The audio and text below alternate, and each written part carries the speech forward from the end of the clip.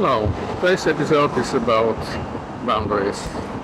It's not only about borders between countries, but above all about the boundaries in our daily life, about boundaries between people, and also about boundaries that are in our minds and inhibit our actions, our development.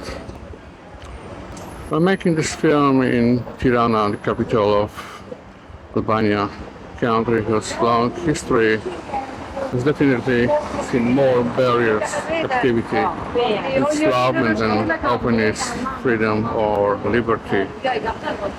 Today, Albania is a vibrant country aspiring to join the European Union, but still somewhat neglected by European standards. There's also a phenomenon of a certain boasting of freedom, particularly in car traffic, as you can see. Fortunately, I'm returning in one piece to Poland. Should there be limits to our social behavior? Well, it's fair to say that even the greatest tolerance should have its limits, and at the same time, there is no such thing as some abstract freedom without limits. We have to accept that a significant feature of organized communities is the creation of boundaries. It's important, of course, that those social boundaries are meaningful and justified. In a positive understanding of boundaries, it's useful to reach deep into the human personality. Having and sticking to one's own rules and standards of behavior decides the level of our value as human beings. In other words, only a person with principles is worth a lot. There are therefore boundaries to which we must adhere if we want to be valuable human beings, if we want to be respected, and above all, if we want to be able to respect ourselves. However, as we can see from many examples, some people are very prone to overstepping these interpersonal boundaries, especially when the proportions in their life are upset. I have in mind some kind of get-rich-quick scheme, a life of luxury, the possession of power, or a sudden stroke of fame. In addition to the bright side of this phenomena, there can be something wrong, a sense of superiority, a disregard for others, a belief in one's own special position. It is also an abyss into which it's easy to fall, and as Nietzsche said, if you look into the abyss begins to look into you. The meaning of this maxim is quite clear. Luxury, power and fame spoil people who lack strong moral principles and boundaries, and wealth enslaves such people. Fortunately, the vast majority of us are not threatened by such phenomena.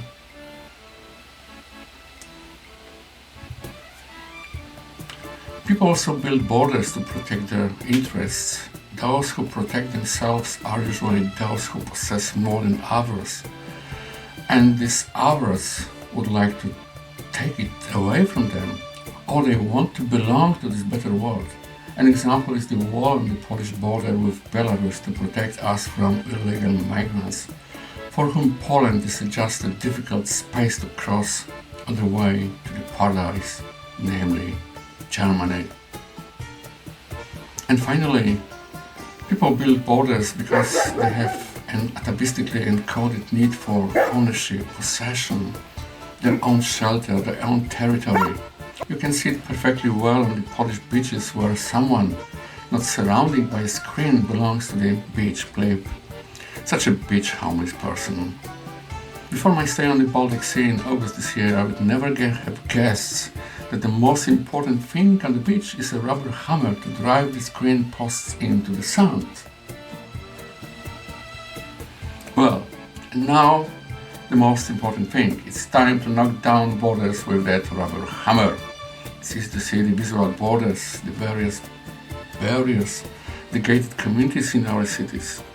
But it's much more difficult to see the borders that are in people's minds.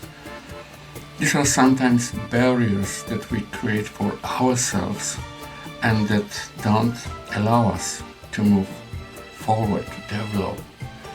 The genesis of these barriers is most often in our childhood and youth, when instead of supporting us in our development, the environment, family, school shaped our limitations emphatically.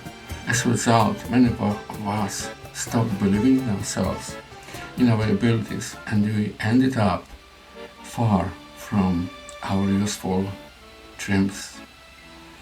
The tighter these mental boundaries are, the more, both in terms of location and life in general, we will be stuck in the place we have been set. At the same time, the environment is more likely to see those who conform, who stick to set social or religious norms and boundaries, than those who break them. Those who don't stick to the boundaries of imposed norms and rules are sometimes ridiculed, finger pointed at, and sometimes brutally fought against. The problem gets worse because mental boundaries tend to become fixed. Over time, people become more and more convinced that these rules are natural, well-grounded, and even necessary.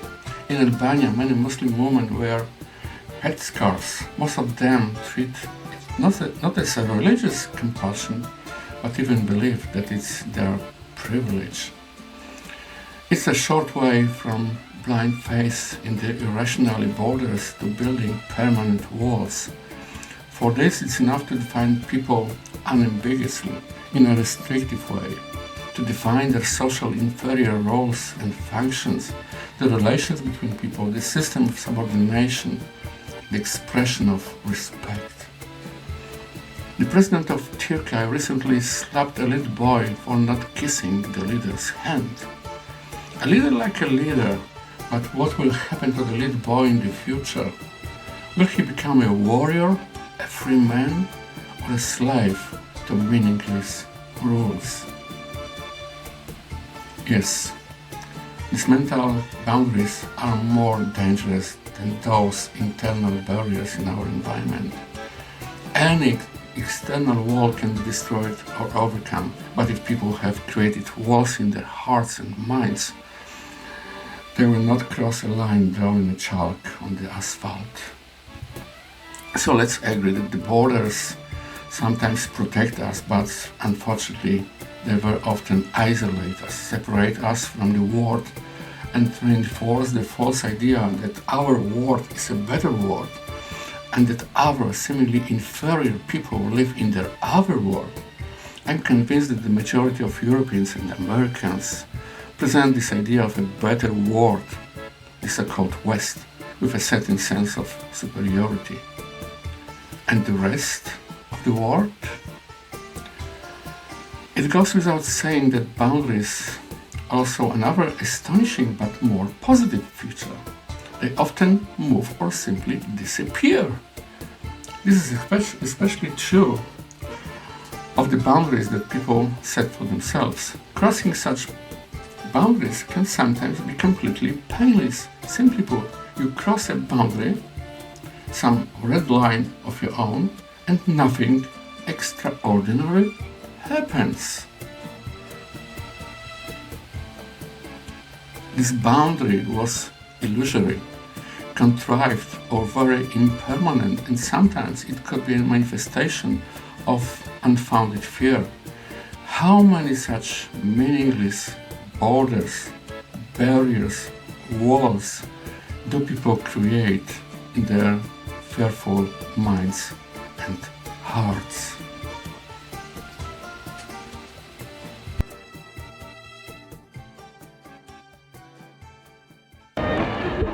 It is safe to say that mental boundaries are crossed by open-minded, courageous people, and in turn strengthened by restricted people who are controlled by fear. Interestingly, everyone has the opportunity to cross these lines, but some stay in their enclosure, while others are drawn by the call of freedom and the quest to explore the world. Thus, some become state members of the herd, while others push the boundaries to their existing selves. However, it's important to know that this is not about crossing boundaries, whatever they may be. It's certainly not about respecting other people, especially the elderly, showing intolerance towards people with different looks or views, or publicly displaying, say, sexual experiences. Not all boundaries are worth crossing. Not all boundaries can be crossed. Crossing boundaries in this positive sense is a kind of journey into the unknown. It is a discovery of the world, learning about other cultures. It helps to discover the temporality of our previous beliefs, where ours seem to be the best, the only one. In my case, I finally crossed these boundaries when I started teaching students from numerous countries. It's worth being open to learning about different cultures, traditions, behaviors. There's a lot of cognitive richness in this. And there's also a cross-border conviction that the world is more diverse than we previously thought. After all, my current visit to Albania is not an obvious tourist destination either. Nor it is obvious to us, for example, with what respect and cordiality Albanians greet and say goodbye. Crossing mental boundaries also allows one to reach one's full potential. This refers to asking questions that do not yet have ready answers. In a positive sense, it can mean going back to childhood, when we ask many questions but were reluctant to get answers, or these answers were simply not there. With this kind of openness, you can learn that you can afford to do more. You can open a new chapter in your life. Write a life notebook with new pages. Exploring and pushing the boundaries of your own possibilities is also a fascinating form of getting to know yourself. This attitude characterizes all people who have reached their own peaks, achieved real success in some field. To conclude with a thought borrowed from William Paul Young, quote, "You need boundaries," said Jesus, "but not walls. Walls divide, while boundaries are an expression of respect." It is difficult to add anything. One does not argue with the master. I would just like to wish you all to be able to distinguish between boundaries and walls. Hi. Goodbye, Albania. Arrivederci. Country of broken down borders and boundaries. I hope that quite soon you will join the European Union. And now, small guest, one person who would recognize and know what is the lady selling, the lady in the street of Tirana, would receive a small prize. Prize? Surprise. Bye, see you in next episode.